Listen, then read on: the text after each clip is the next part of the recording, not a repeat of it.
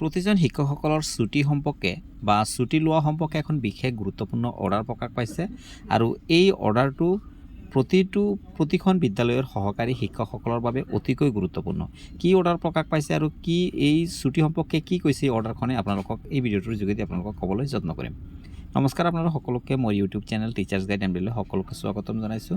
আশা কৰিছোঁ ভিডিঅ'টো সম্পূৰ্ণ একেলগে চাব। অৰ্থাৎ আমাৰ office of the district mission coordinator সমগ্ৰ শিক্ষা কাৰ্বি আংলং অট'নমাছ কাউন্সিল ডিফু ফালৰ পৰা আহিছে আৰু যি চিঠিখন আমাৰ ডিষ্ট্ৰিক্ট মিছন কৰ্ডিনেটৰ বিদ্যাশ্ৰী লাংথাচা বাইদেউৰ ফালৰ পৰা আহিছে আৰু যি চিঠিখন প্ৰতিখন অৰ্থাৎ আমাৰ কাৰ্বি আংলং জিলাৰ প্ৰতিখন ব্লকলৈ পঠোৱা হৈছে। এই চিঠিখনৰ মূল বিষয়বস্তু হৈছে শিক্ষা হেতু পৰ্টেলৰ জৰিয়তে ছুটি আবেদন কৰা সম্পৰ্কে। তো গতিকে ইয়াতে যদি আমি এই চিঠিখনৰ মূল বিষয়বস্তুটো চাওঁ, ইয়াতে দেখা যায় যে প্ৰতিখন বিদ্যালয়ৰ সহকাৰী শিক্ষকসকলে কেৱল মাত্ৰ শিক্ষা হেতু পৰ্টেলৰ জৰিয়তে ছুটি আবেদন কৰিব লাগিব। অৰ্থাৎ শিক্ষা হেতু পৰ্টেলৰ জৰিয়তে ছুটি আবেদন কৰাটো বাধ্যতামূলক। আৰু ইয়াতে কোৱা হৈছে যে কোনো ধৰণৰ হাৰ্ড কপি বা স্কুলত আপোনালোকে হাৰ্ড কপিসমূহ ৰাখে, এনেধৰণৰ হাৰ্ড কপিসমূহ গ্ৰহণযোগ্য নহ'ব বুলি জনোৱা হৈছে।